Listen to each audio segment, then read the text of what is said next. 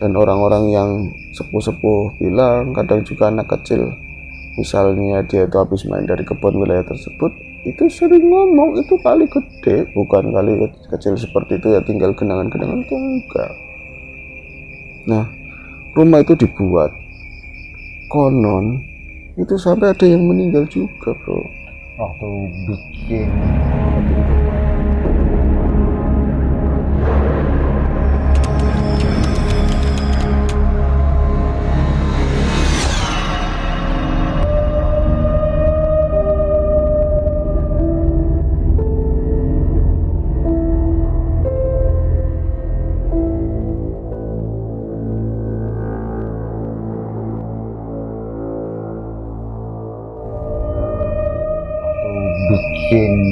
bikin rumah awal. Dari awal pondasi. Jadi di situ kan ya namanya orang tua ya adat-adat gitu ya. Terus harus ada acara buka kaki, buka lahan untuk pertama kali. Terus ada syarat ini itu, bikin tumpengan segala macam. Itu ada orang yang ngingetin. Nah, jangan di situ ngidul maning. Yang ngomong siapa katanya? Pak Lurah. Bukan, seorang nenek-nenek yang tak dikenal. Nenek itu yang diceritakan modelnya ya mirip apa yang ketemu sama Dewi di akhir cerita nanti, persis seperti itu modelnya. Seperti videonya juga sama kali dengan wanita ya. Saya goib. Si budenya nggak percaya goib sama sekali, nggak percaya kayak gitu. Nenek itu sama, yang ngambil coklat sama kayak gitu. Nah, tetap ngeyel. Dan lagi pengerjaan baru pemasangan batu, ana sing keglites iki le powal ke rumah sakit, nggak mau tanggung jawab, kelalaian. Hitungannya berarti waktu dari awal pembukaan aja tuh udah banyak insiden untuk bikin rumah tadi, kayak bikin peletakan batu lah, pondasi tanah, bikin pondasi itu udah sering ada insiden. Hitungannya boleh dibilang itu peringatan alam lah ya. Peringatan kalau itu nggak boleh dibangun. Di situ kata orang sepuh, amin katanya, di situ kebo aja lagi dimandi hilang tahu-tahu. Pangan bayam mbah ora blesek hilang ke alam gaib. Hilang ke alam gaib. Di situ di tempat rumah tersebut dulunya. Nah, ini cerita-cerita kayak gitu, Ani tuh bukan nggak ngerti, dia tahu banyak juga yang ngomong jangan di situ rumah begini, tapi kan nggak percaya. Nah, ya buktinya kan sampai rumah itu berdiri. Gimana berarti kan yang ngediriin tadi Bude sama Padenya kan emang nggak percaya gaib dan dianggapnya itu ya memang kecelakaan kerja aja kan. Iya, dan ini tetap dibangun kan. Yang lebih fatal lagi, ada yang sampai meninggal. Dan itu masih percaka, mesti pemuda percaka sih, nggak tahu ya, pemuda pulih bangunannya lah. Iya, yang ikut kerja di situ. Cuman karena memang meninggalnya di rumah kan tetap masih aman lah.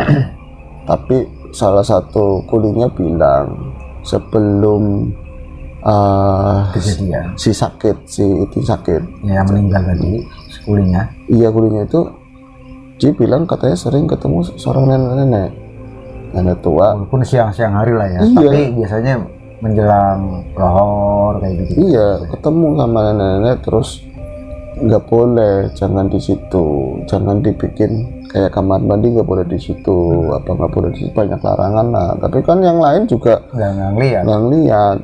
Nah, itu pemuda tersebut ya yang kena batu itu, ketiban batu itu. Jadi kayak sebelum dia meninggal kayak udah ditarget terus ini loh. Ya, sususnya mungkin wadal pesugihan atau apa, tumbal rumah, ada yang seperti itu.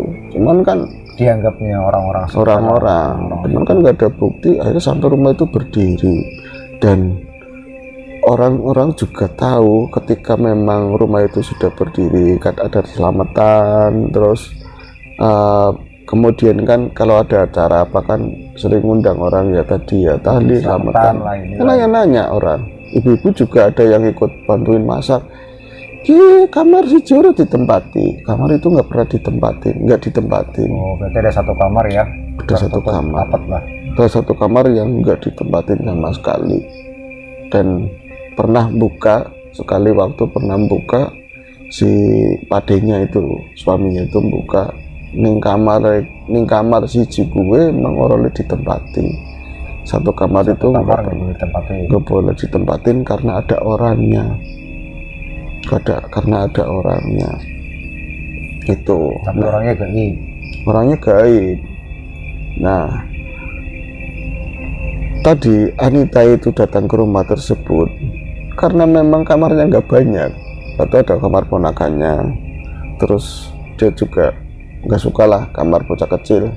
Ya namanya lagunya bocah kayak gitu kan susah, mau pengennya yang apa yang kata dia.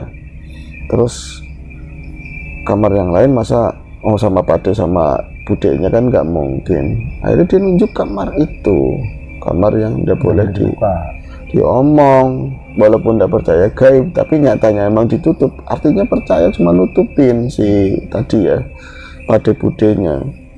Tapi begini-begini diceritakan kalau di kamar ini nggak ngomong langsung, kata orang ada lah ngapain percaya kayak gitu.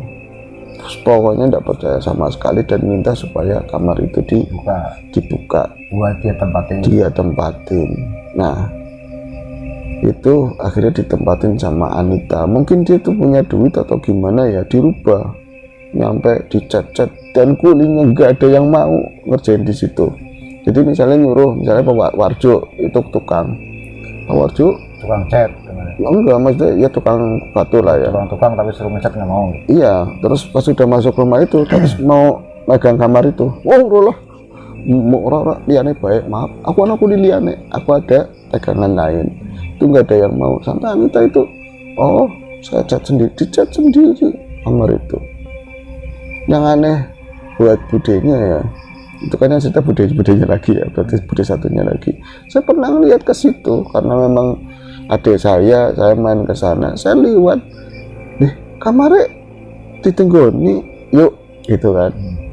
Iya, si Anita nggak pantas bro, catnya hitam mau, masa cat hitam ya ada sih kamar catnya hitam. Iya, kalau studio boleh, studio horor kamar hitam underground Anita. Iya, Anita itu underground. Kalau enggak ikut aliran kegelapan. Seperti itu. Anita menempati kamar tersebut dan rumah itu ya namanya kampung, walaupun jarang-jarang kan tetap punya tetangga dong. Cuman samping rumah lagi, cuman enggak di wilayah kali itu, enggak. Itu berapa kali ada orang di situ ya, tapi berarti ada satu keluarga tetangga, ada satu rumah satu keluarga itu punya anak 2, itu bocah kembar, tapi cewek cowok. Kembar tapi cewek cowok. Nah ini dua-duanya matanya itu awas bro, matanya itu kayak semacam indigo. Itu ngomong sama ibunya kalau si Mbak Anita nanti cilaka itu bakalan celaka. Nah, dia juga sering ngomong sama orang tuanya kan, saking sombongnya bocah si Anita itu, kalau misalnya keluar dari rumah jalan itu ya orang kampung kan tegur sapa ya, itu wajib, haruslah disapa. Itu enggak ada respon, enggak jawab. Mbak Anita ayo teman, harap ngendi, cuman lihat doang, kadang-kadang kan yang nyapa kayak gitu elom mulutnya itu disayang tadi, sombong amat. Iya, jadi saya nggak usah nyapa. Baru dia gini sombong amat. Iya, paling seperti itu. Ada tambahin lagi, ayu orang. Si ayu anaknya aku. Kalau enggak si ayu aku lagi nom. Nah suaminya ngomong orang tinggi. Itu kalau lewat disapa nggak mau, kayak orang miskin ya pak saya. Nah itu anak yang ngomong, mak kayak gitu. Di jalan itu jalan kaki, entah di sana itu pesan ojek atau naik becak atau ada yang jemput, jalan kaki itu ya setapak samping rumah. Itu satu anaknya, enggak yang cowok enggak cewek, itu kadang ngomong, itu jalan itu nggak sendiri, ada yang gandeng, ada yang gandeng. Itu kenapa ada yang gandeng, terus orang tuanya juga percaya?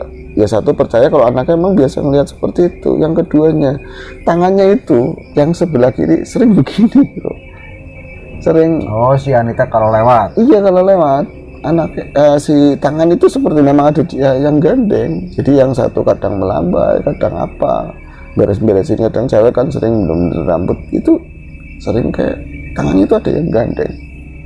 Itu awal-awal tinggal di situ. Dan anak yang kembar itu enggak yang cewek enggak yang cowok itu ngomong itu ada yang gandeng, itu yang tempatnya di rumah itu, Yang di kamar tadi. yang di kamar itu, yang nggak boleh ada orang masuk di situ. Nah itu bahaya mah, omongin, tapi apa daya, kadang-kadang orang kalau misalnya dia itu sikapnya nggak baik, nggak peduli, bodo amat, orang begitu kan ada, nggak semuanya orang mau berkorban ya. Nah itu tetap aja namanya tetangga pernah ngomong kalau ya sebut saja namanya Bu Atun lah, itu yang punya rumah. Tun, cari anaknya nyong, kata anak saya begini aja, fitnah, jangan fitnah.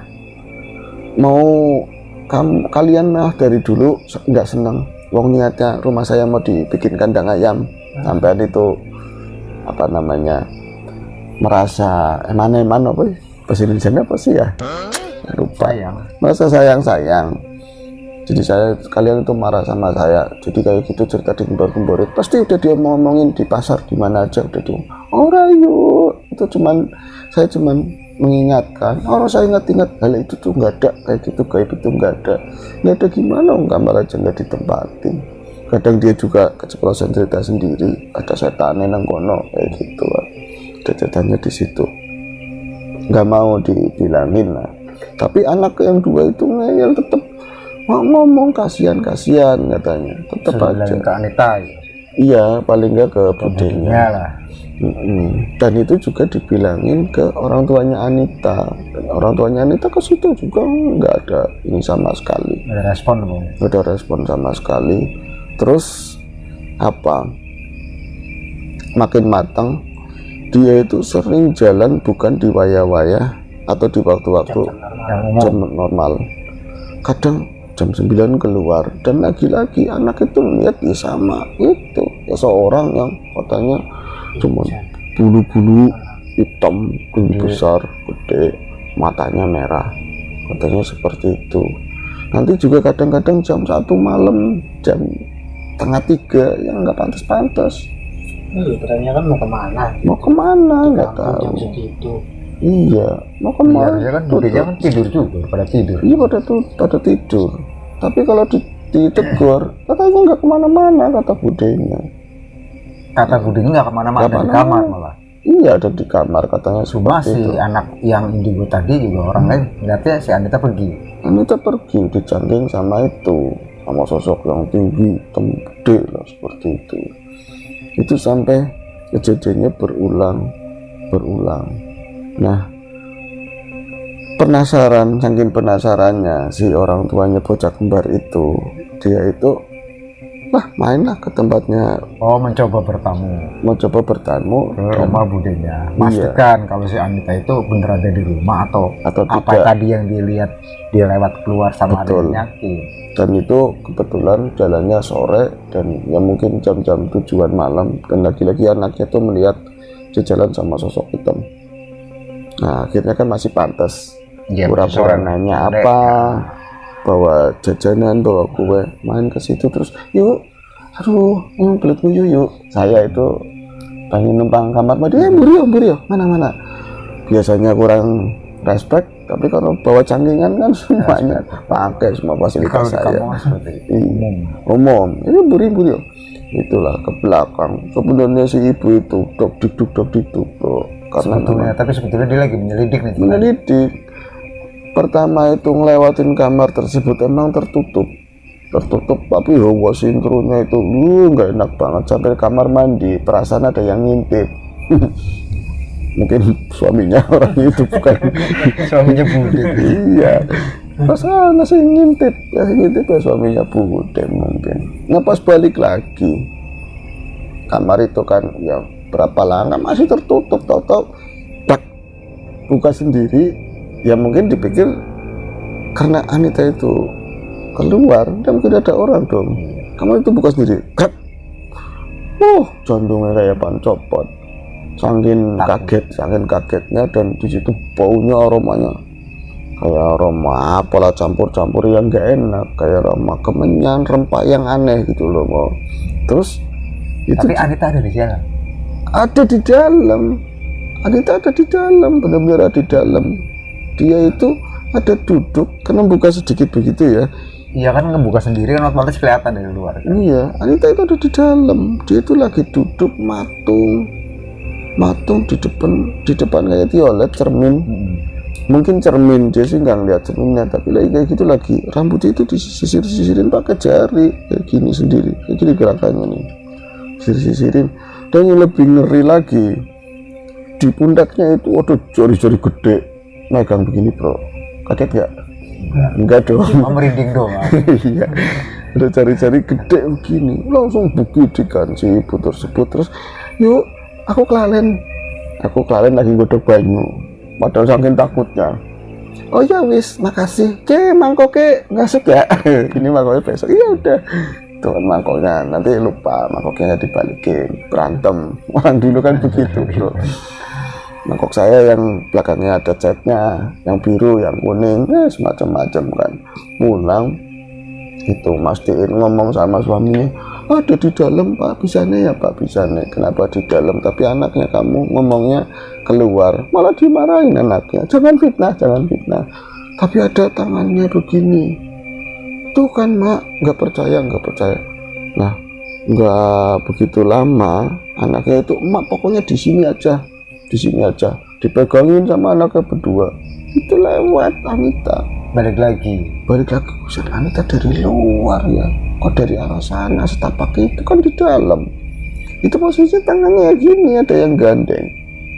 Ternyata hari itu malamnya ini kedengaran sama keluarga tersebut, ada suara gaduh di rumah tadi, di rumah budenya Anita itu, ada suara teriakan. Tapi yang suara teriakan itu Tapi yang tinggal di situ kayak budenya padanya nggak dengar. Ya mungkin dengar tapi nutupin. Soalnya paginya kan ya keluarga ya, namanya tetangga kan nanya, semalam ada rame-rame apa ya? Kayak ada orang teriak-teriak si Anita atau apa? Nggak ada apa-apa kayak gitu. Tapi itu hari terakhir di mana mereka tuh nggak pernah melihat Anita lagi. Tetangganya. Soalnya biasanya seperti itu begitu bro. Biasanya justru ketika ada kejadian di rumah orang luar dengar, tapi yang di situ malah nggak dengar. Iya ya. Kalau yang seperti itu ya. Yang serem-serem. Iya. Yang serem-serem ya. Bener-bener. Akhirnya nggak pernah kelihatan Anita itu keluar rumah. 1 hari, 2, 3 hari. Nggak keluar rumah di kamar terus. Ya maksudnya nggak pernah lihat di luar rumah atau jalan kayak biasa. Dan anaknya duanya juga kalau ditanyain Nggak pernah lihat. Anita, kenapa ya Dek? Kenapa Mbak Anita nggak pernah lewat?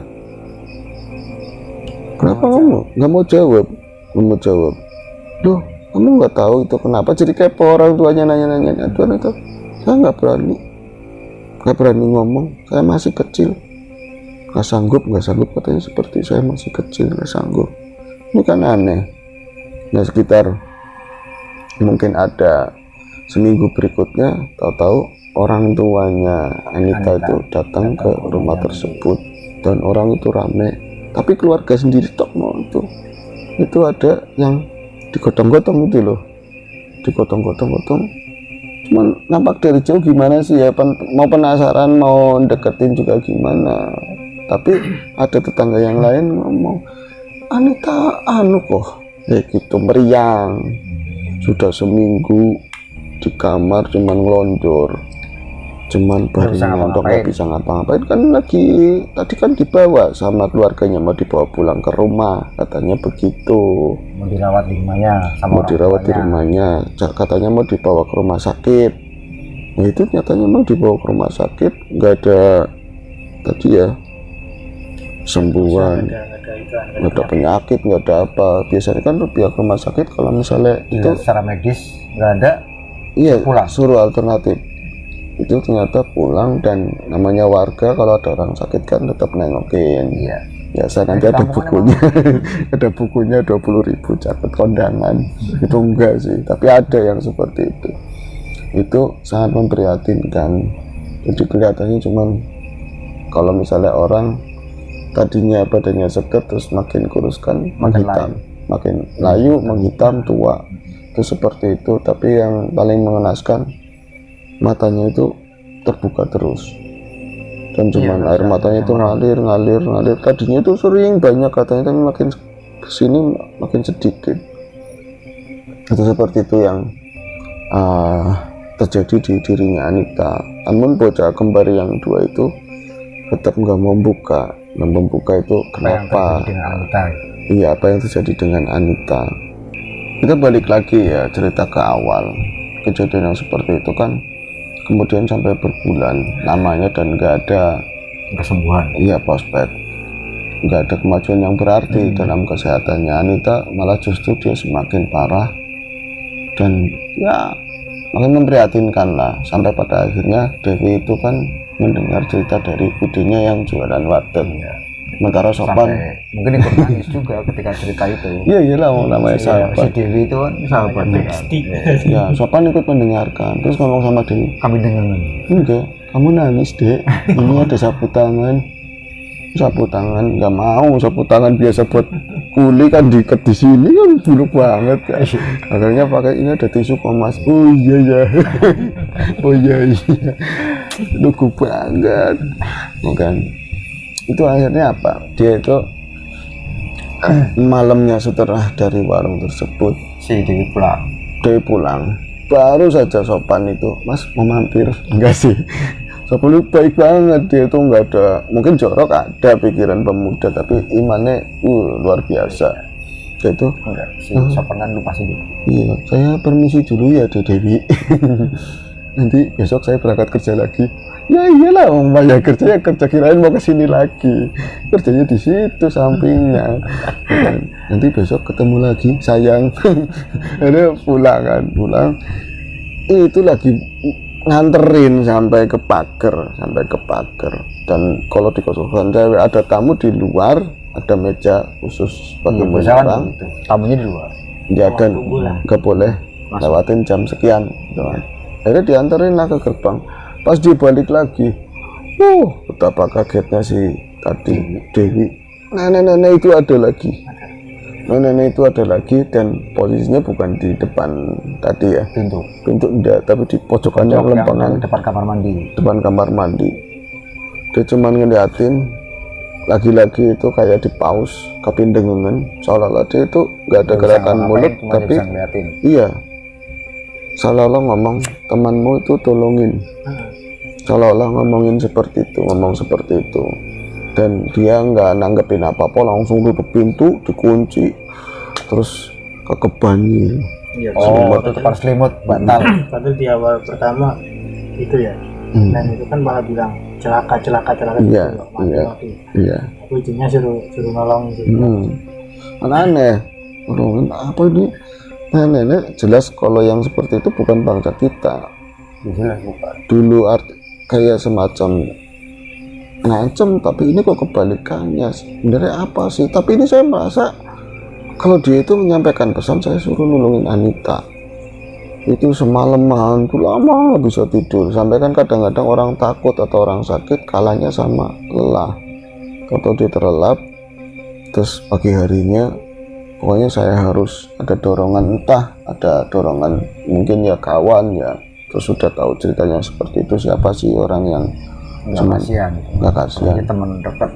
Akhirnya itu kebenaran yang Bude Warung itu memang jatahnya Aplus itu kalau di sini ganti-gantian. Misalnya setengah tahun sekali sama saudaranya gantian yang dagangin itu mau pulang, itu pulang sama Dewi bareng terus sampai ke kampungnya. Dan singkat cerita pas lihat keadaannya Dewi seperti itu, ya siapa ya kawannya nggak sedih, nggak disapa juga, nggak ada respon. nggak ada respon sama sekali. Terus Nangis dong. ya, iya nangis. Nah ketika Dewi pulang, Rangers desa itu pada ke situ. Berdiri Anita, ayo men. Oh, siang-siang bedil, padahal nggak ada baju, nggak ada apa. Ada kamu ya. Cantik sekali bro. Dan seperti itu. Malam-malam di situ. Wah, ini ada kopi wah. Nasi gorengan, biasa duduk-duduk di teras. Oh berarti si Dewi ini ikut pulang sama budenya terus ikut nginep di situ.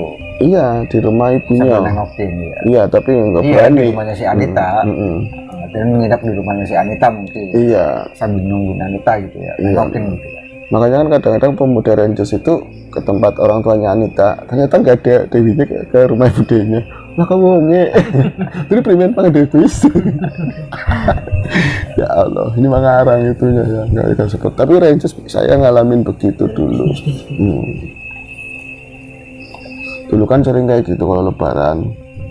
Terus ada ini ya, anaknya.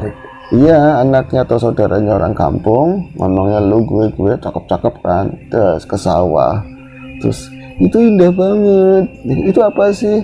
Padi. Nah itu yang nemenin orang kampung saya juga tahu lah, ya kan, lucunya begitu. Itu ya lebar banget, luas banget. Itu ya itu seberapa sama telung bau gitu. Yang lenje biasanya yang lenje justru orang kampungnya yang nemenin. Ini tumbuhan apa ya? Alah biasa di kampung tahuan pisang ini tumbuhan apa? Gregetan kan, biarin aja bisa. Ya, lanjut ke cerita. Itu satu malam karena dia mendengar Dewi nggak ada apa ya progres sama sekali dan buntu, semuanya itu buntu. Dewi mendengar si Anita nggak ada progres. Iya, nggak ada progres, dan dia mendengar ada tadi makhluk hitam yang sering bawa Dewi, yang diceritain sama Dewi tadi. Iya, dari tetangganya itu dihubungin semuanya, tak. Tapi nenek itu minta tolongin apa ini semua. Akhirnya ketika semua itu buntu, kayak kita mengusahakan sesuatu itu mentok, jadi serahkan sama yang punya hidup, orang kita punya iman kan. Malam hari bermunajatlah si Dewi, sholat malam minta petunjuk Di rumahnya sih, di rumahnya. Iya, Anita di rumah emaknya. ya dia kan nginep kan. Nginep di situ. Nah terus pas dia itu setelah sholat malam itu dia mimpi ketemu sama nenek-nenek itu Yang tadi di kamar mandi. kayak yang ada di kamar mandi biasa di Jakarta itu. Iya. Dan di sana berbeda, dia sosok yang sama tapi nggak serem, dan nggak makan coklat. Ketemu. Nggak makan coklat juga, giginya ada. Iya, coklatnya udah habis soalnya. Di sana itu dia ada di sebuah rumah itu kayak masuknya itu ditahu awalnya itu dari mana, ada di sebuah rumah itu rumah gubuk, tapi terbilang paling bagus daripada rumah-rumah gubuk yang lain. Itu posisinya di dekat bantaran sungai besar posisi rumah itu. Oh berarti yang dekat budenya yang bangun rumah tadi. Mungkin di situ posisinya di situ. Kali. Iya, di pinggir kali. Rumah itu gede tapi pinggir berarti kali. di sananya dalam mimpi itu rumah itu kalinya masih ada. Masih Walaupun ada. kenyataan saat ini kalinya udah nggak ada. Ini nggak ada. Nah itu kan nggak ngerti yang namanya di mimpi, terus keadaan yang sekarang posisinya seperti apa kan, cuman belakangannya dihubung-hubungin mungkin seperti itu. Itu ada rumah yang lebih gede dari yang lain. Itu ketemu sama ibu-ibu, tapi dalam hati ini nenek-nenek yang Yang di Jakarta. entah kapan, kalau di mimpi kan begitu. Kayak mode dejavu gitu. Iya, saya kenal siapa ya. Tapi kapan? Dia tuh senyum, terus duduk sini, duduk sini, duduk. Itu sebentar, nggak lama tangannya dipegang. Kamu itu anak baik, ngomong sama si Dewi. Kamu itu anak baik, nikahi sopan. Enggak sih. Kamu itu anak baik. Kamu anak baik. Kamu itu tolongin teman kamu. Dia itu paham, tapi nggak nyebut Anita, paham nulungin temen. Cuman dia saya nggak tahu bagaimana caranya. Kamu datang ke rumah saya, ambil air di sana, di pojokan, ambil air di pojokan katanya, ambil air di pojokan, diminumin, diusap ini bumbunan neng dadane, kalau didadakan didadane gitu. Kalau laki-laki kan didadane, ya kan, bercanda aja sih. Terus ada di telapak kaki disapu-sapin airnya biar sembuh. Kasihan temen kamu itu, ada yang nakal. Makhluk katanya, itu makhluk itu kaget luar biasa. Ditunjukin tadi nggak ada apa-apa, tapi pas nunjuk itu seakan-akan itu ada kelihatan. Seakan-akan ada pohon gede banget, ada makhluk hitam, bulunya terus itu ya bercaling-caling, matanya itu merah. Dan saat itu Anita tuh kaget Anita Dewi itu terbangun dari mimpinya, kaget. Terus astagfirullahaladzim, saya kok mimpi seperti ini ya. Dan ini nenek-nenek kok cakep, tapi nenek yang itu akhirnya kayak dia tergerak, bodo amat saya pengen saudara saya, teman saya itu sembuh. Akhirnya minta izin paginya itu ke rumah budenya. Dan semua orang akhirnya karena tahu itu sakit, nggak bisa ada yang ditutup-tutupin lagi, ya kan. Nggak kayak dulu itu nggak ada apa-apa di rumah ini nggak. Akhirnya dia itu minta izin untuk masuk ke kamar tersebut. Dan betapa kagetnya ketika masuk kamar, kok aneh, kamar kok catnya hitam. Di kamar yang pernah ditempatin si Anita. Iya, kamar itu kok catnya hitam, kasurnya juga hitam. Ya ada kembang-kembangnya. Iya, kebanyakan itu coklat hitam. Dan dia sesuai petunjuknya nenek-nenek itu cari air di pojokan. Itu nggak ada air di pojokan. Ya kan, kalau misalnya ketutupan ranjang itu kan harusnya kelihatan. Ya hanya beberapa sudut yang kelihatan kan. Apa jangan-jangan di balik sudut sebelah sana ya.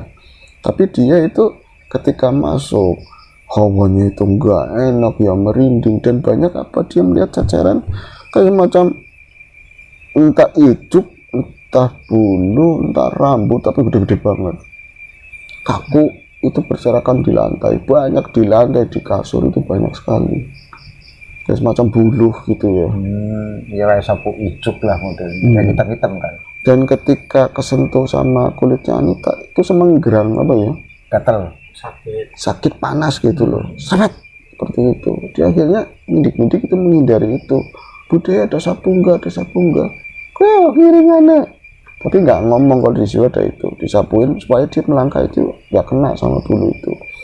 Deg-degan, cuman karena ada niat baik. Jangan-jangan di pojok itu yang ketutupan sama kasur, ditariklah ini dipannya, seret. Ternyata pas di pojokan ada semacam cawan atau kayak batok lah seperti itu. Dan itu ada air memang sedikit, nggak banyak kayak seperempat gelas kecil. Dan itu kalau dilihat jalurnya ke atas itu memang ada bocoran.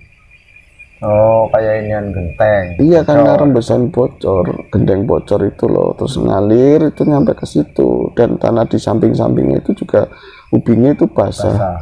Dan belum plaster.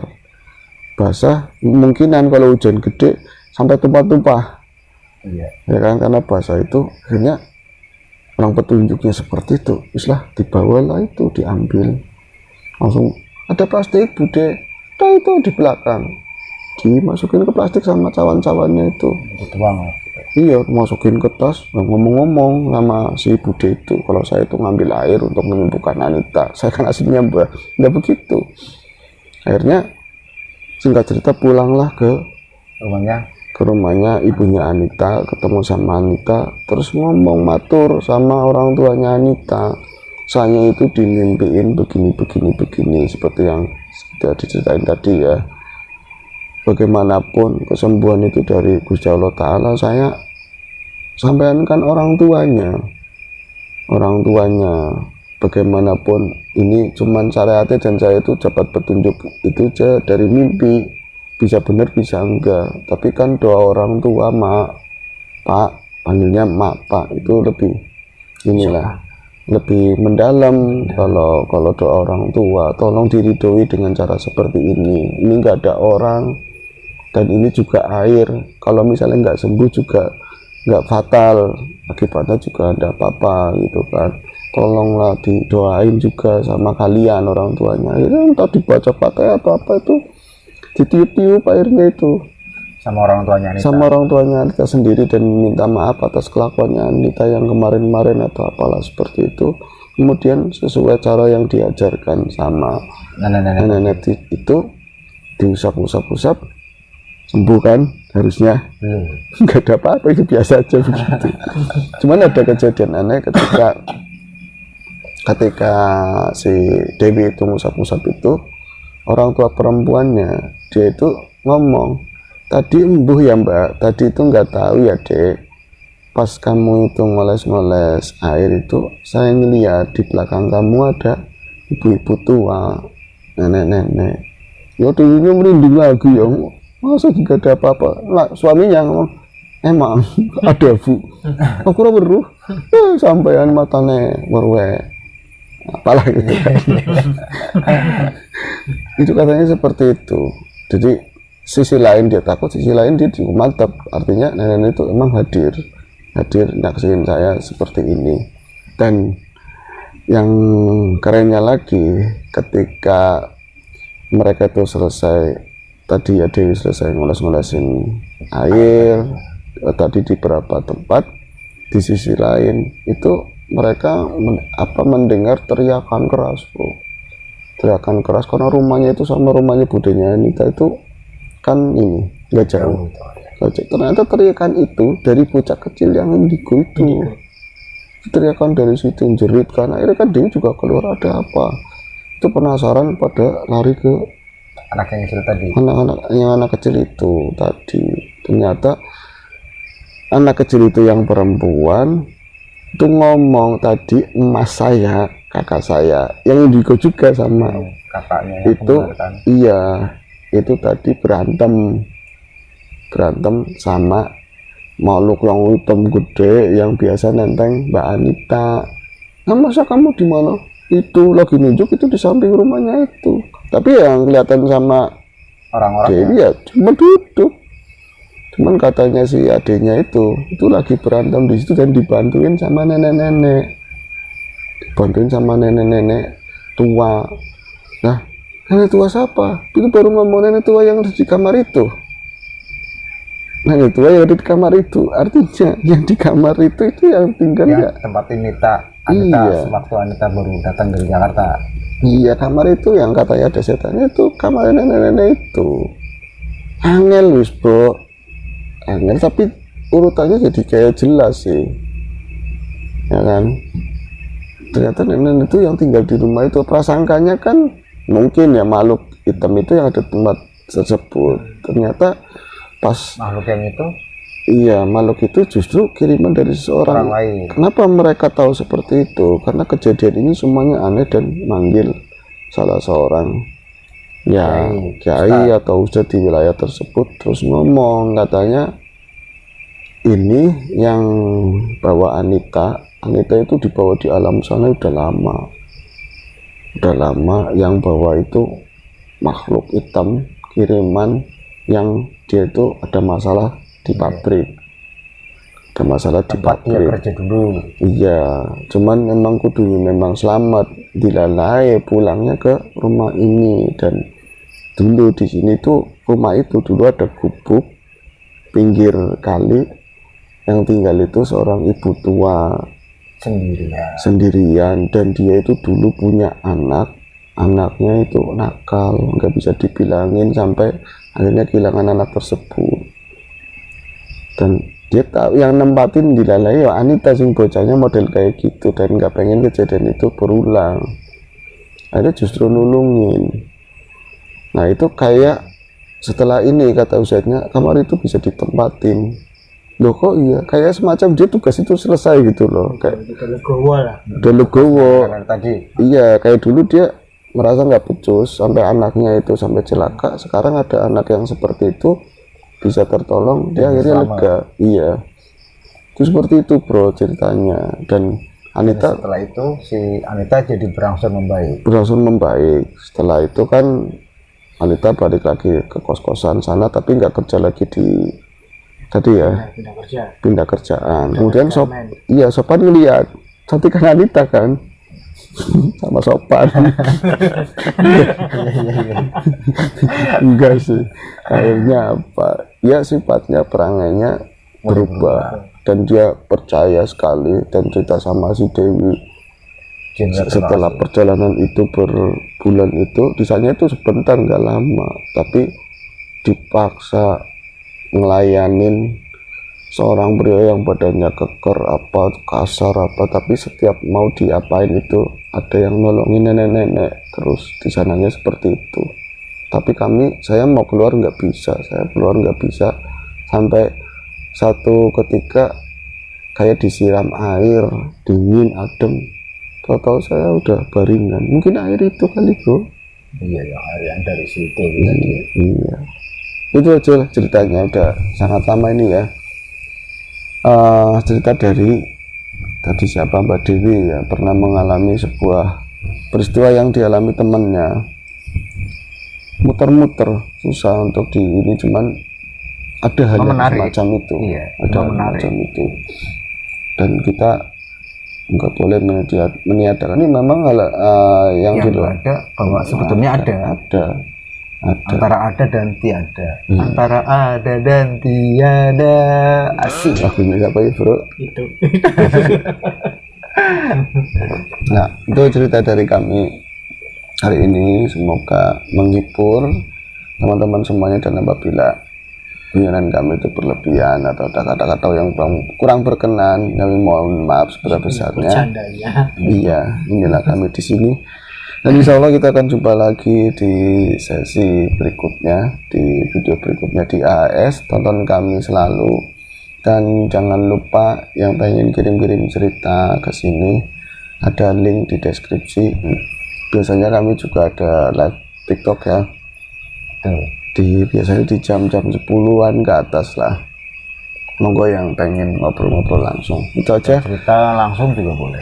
Oke, karena sudah cukup larut, sudah mulai tidak kondusif matanya maksudnya, kami undur diri. Sehat selalu. Assalamualaikum warahmatullahi wabarakatuh. Dalam dunia gaib, terkadang banyak sekali peristiwa-peristiwa yang sulit sekali untuk diterima dengan akal. Semua terkadang terbolak-balik. Dulu adalah sekarang dan sekarang adalah dulu. Dan bahkan mungkin sekarang dan dulu itu sama saja, cuma bajunya atau mungkin bangunannya, situasinya yang berbeda.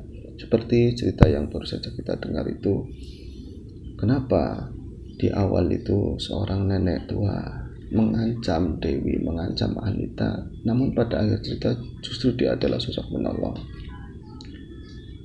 Ya, itulah. Jadi si nenek tersebut menolong Anita sebagai bentuk penebusan atas kesalahan masa lalu. Bisa ada yang seperti itu. Namun siapakah sosok nenek-nenek yang mengancam itu? Yang pertama kali itu mengancam Dewi, yang mengancam Anita itu sebenarnya adalah makhluk yang hitam, yang sama yang membawa Anita kemudian menjadi Anita sakit, dengan tujuannya adalah pada akhir nanti ya, supaya Anita itu meninggal. Dia tahu kedepannya itu akan ada yang menolong, kedepannya akan ada yang mengganggu apa yang diinginkan lawannya Anita. Jadi dia mengambil sosok tersebut, mengambil bentuk sosok tersebut agar nantinya terjadi fitnah dan menjadi rancu. Sulit memang untuk dijelaskan, tapi hal itu seringkali terjadi. Terima kasih sekali untuk yang sudah menonton. Jangan bosan-bosan untuk isi link komentar supaya lebih ramai channelnya. Itu aja. Terima kasih. Assalamualaikum warahmatullahi wabarakatuh.